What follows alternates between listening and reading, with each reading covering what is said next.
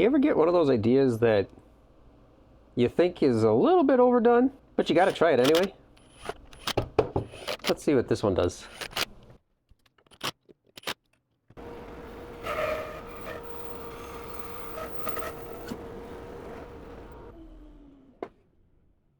If there's one thing I've learned about woodworking in my years of doing it, it's that you need two things to be a fancy woodworker. You need to use the word chatoyance, which I don't have any of that. But the other one, T-track. That I got.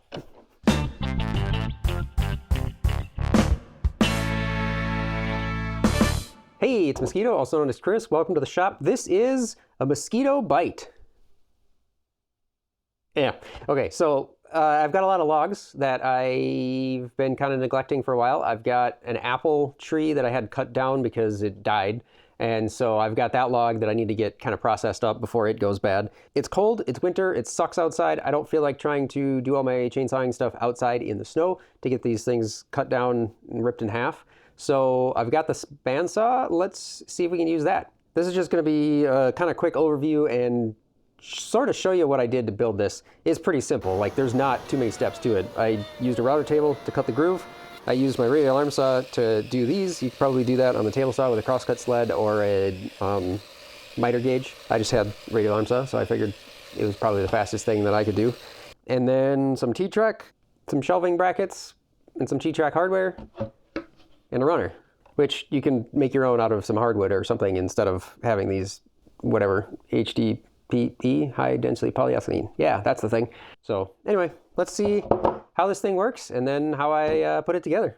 This is just one of those ideas that sometimes you just can't leave well enough alone. Cutting out the pith of the log, so I kind of drew it on here just so I'd have a frame of reference to line it up. And this is just two shelf brackets on one end, T-track running this way so that this bracket can slide back and forth so that I can get one screw out to the side. That way it'll help to resist some of the twisting of the bandsaw blade cutting down. I'm hoping anyway. And then this one can slide forward and back, not so much for any particular reason other than just because the T-track just goes the full length. And then I've got one bracket on the other end just to hold it basically between two center points. And then I'm hoping that I can just cut it off on the bandsaw. I don't know.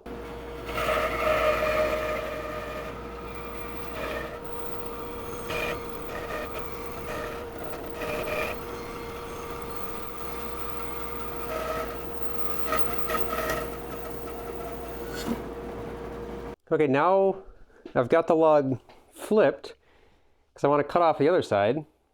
This is kind of the shortcoming of this sled, is that now there's not as much weight hanging out over this side. So this is just a weight that I threw on the other side to kind of give it some counterweight, I guess. And hopefully this goes just as well as the other one.